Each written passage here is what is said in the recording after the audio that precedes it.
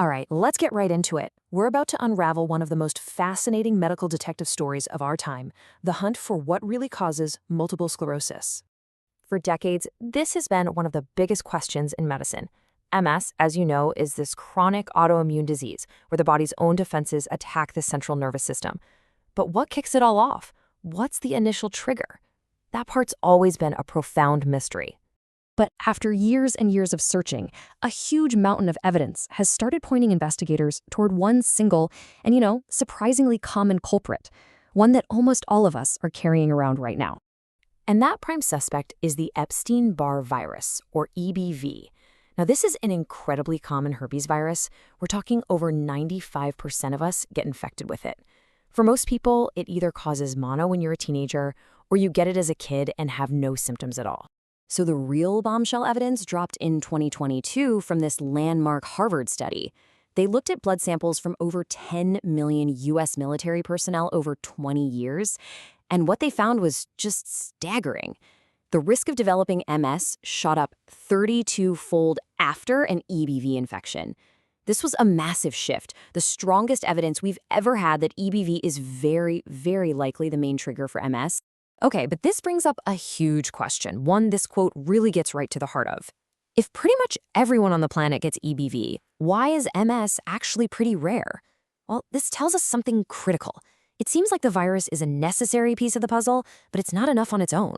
Other things, like your genetics or maybe other environmental factors, have to be in place for the disease to actually develop. So that leads us to the howdunit, right? How can this super common virus lead to such a devastating disease? While the leading theory is this really fascinating and dangerous case of biological deception. It all seems to come down to a concept called molecular mimicry. Now, think of it like this. Your immune system creates these highly specialized soldiers, antibodies, to go hunt down a specific enemy virus. But in this case, the virus is wearing a disguise that looks almost identical to one of our own body's proteins. And that leads to a tragic case of friendly fire. And here is where it gets really specific. We can see the actual proteins involved in this case of mistaken identity. See, research has shown that the antibodies our body makes to fight a key EBV protein, called EBNA1, can also latch onto a vital protein in our brain called GlialCAM. And GlialCAM is essential for maintaining the protective myelin sheath around our nerves. So the immune system, trying to do its job and control the virus, accidentally starts attacking our own nerve insulation.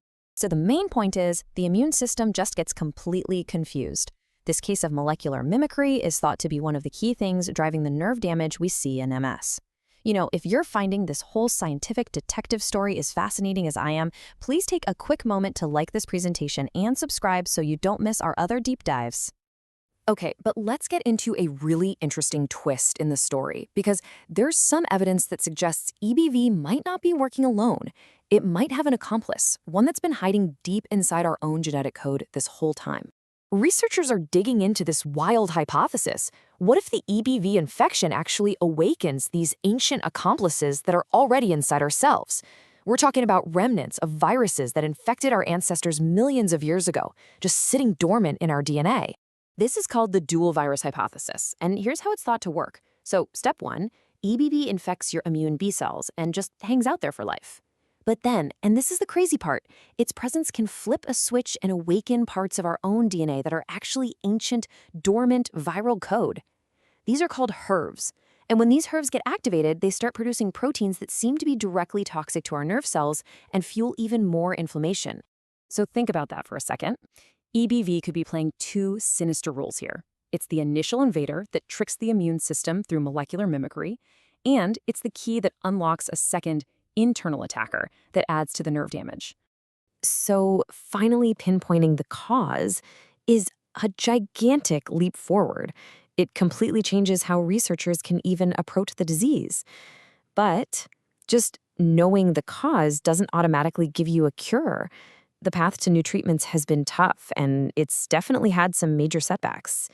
A ton of hope was riding on a therapy called AT188.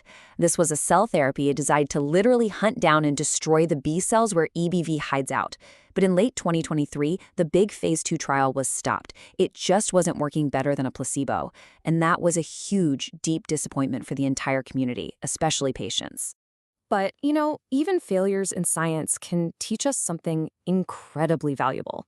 The big insight here was that the trial focused on patients with progressive MS, a stage where a lot of potentially irreversible nerve damage has already happened. So the lesson learned was that maybe timing is everything. Maybe targeting EBV is most effective in the much earlier, more inflammatory stages of the disease to stop that damage from happening in the first place. And that setback? Well, it's only fueled the fire to find new strategies. There's a whole new wave of attacks being developed. We're talking about new oral drugs called BTK inhibitors that can suppress the very immune cells where EBV lives. There are even more advanced ideas, like CAR T-cell therapy, where they literally engineer a patient's own T-cells into super-specific EBV hunters. But the real holy grail, the ultimate goal of all this research, is a preventative vaccine against EBV itself. Look, by confirming that a virus is the necessary trigger, the entire landscape of this fight has shifted. It's transformed MS from this deep, unsolvable mystery into a problem that we can actually get our hands around and solve. This has opened the door to a future where we can target the virus, treat the disease way more effectively, and one day maybe even prevent multiple sclerosis from ever starting. The mystery is becoming a mission.